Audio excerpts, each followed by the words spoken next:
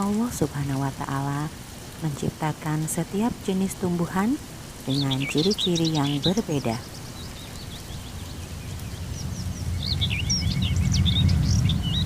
Ada tumbuhan yang memiliki ciri khusus seperti batang berduri,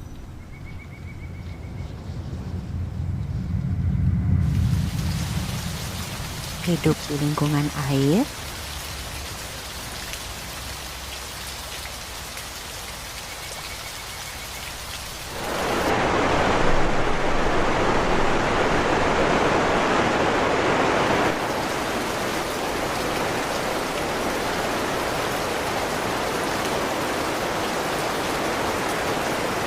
atau yang memiliki cara unik dalam penyebaran benihnya.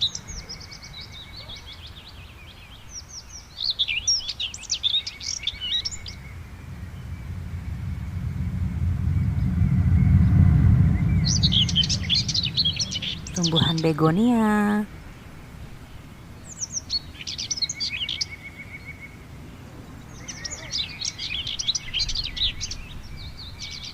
jamur,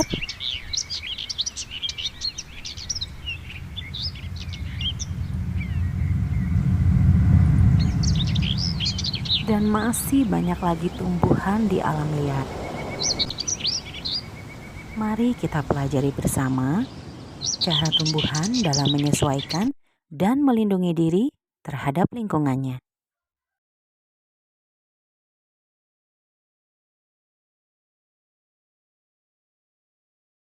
Kemampuan tumbuhan untuk menyesuaikan diri terhadap lingkungannya disebut adaptasi. Adaptasi dilakukan tumbuhan agar tetap bisa bertahan hidup. Lingkungan tempat tumbuhan hidup disebut habitat. Habitat tumbuhan satu dengan yang lain tentu saja berbeda-beda. Berikut adalah contoh adaptasi tumbuhan terhadap habitatnya.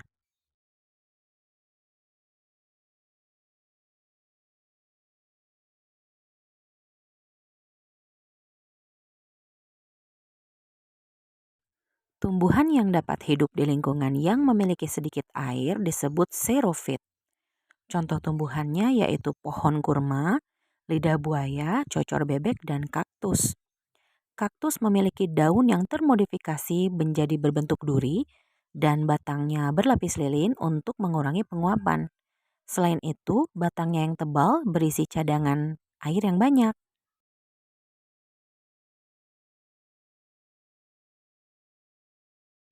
Selanjutnya, adaptasi tumbuhan di lingkungan berkadar garam tinggi atau yang kita sebut sebagai halofit.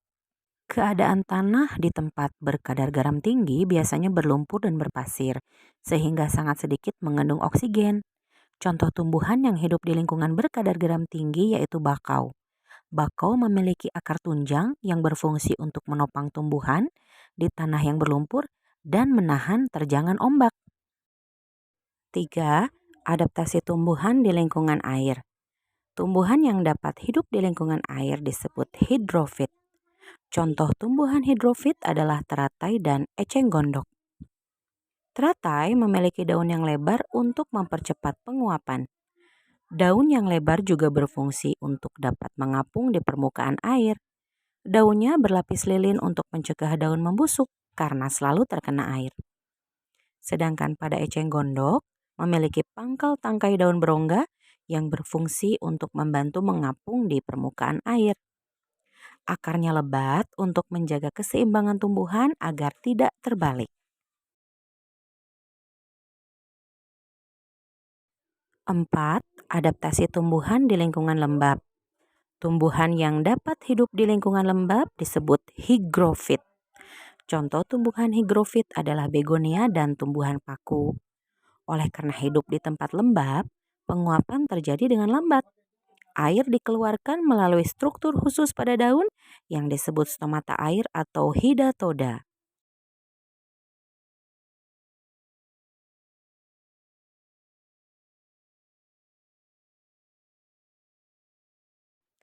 Berikutnya, adaptasi tumbuhan di lingkungan miskin nitrogen. Tumbuhan yang tumbuh di lingkungan miskin nitrogen biasanya melakukan penyesuaian diri dengan memerangkap serangga, kemudian mencerna sebagai sumber nitrogen. Contoh tumbuhannya adalah kantong semar dan Venus. Wah, ternyata ada juga ya tumbuhan yang bisa memakan hewan. Tumbuhan juga melakukan penyesuaian untuk berkembang biak.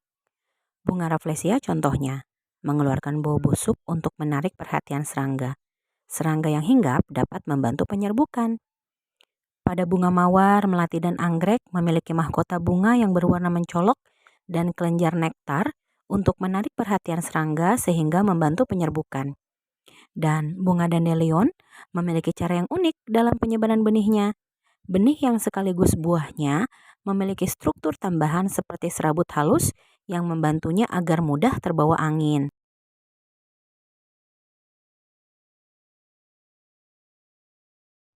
Cara tumbuhan melindungi diri.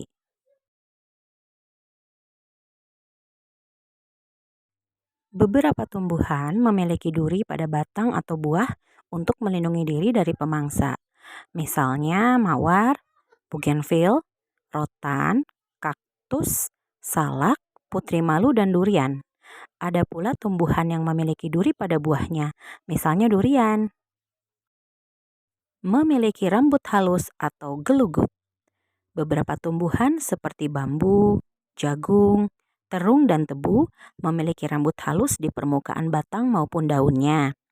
Salah satu fungsi rambut halus tersebut adalah dapat menimbulkan rasa gatal bila disentuh oleh pemangsa. Daun yang tajam. Nanas, lidah buaya, dan kaktus memiliki daun yang tajam dan berduri di bagian tepinya. Hal ini juga bertujuan untuk melindungi diri dari pemangsa. Menghasilkan getah. Tumbuhan seperti sawo, pepaya, karet, mangga, patah tulang, dan nangka dapat menghasilkan getah jika tergores. Getah tersebut akan menempel pada tumbuh hewan sehingga hewan tersebut sulit bergerak. Pada beberapa tumbuhan, getahnya dapat menyebabkan perih pada kulit sehingga hewan-hewan tidak berani memakannya. Nah, di bagian akhir agak serem nih, karena ada tumbuhan yang dapat menghasilkan racun seperti jarak dan kecubung. Buah jarak mengandung racun yang dapat mematikan bagi hewan yang memakannya. Kecubung juga mengandung racun. Efek yang ditimbulkan jika dikonsumsi antara lain mual, muntah, sesak nafas, rasa gelisah, mulut terasa kaku, dan halusinasi. Hati-hati ya, jangan sampai kalian mengkonsumsi buah-buahan tersebut. Alhamdulillahirrahmanirrahim, materi kita hari ini sudah selesai. Sampai jumpa kembali di video pembelajaran selanjutnya. Wassalamualaikum.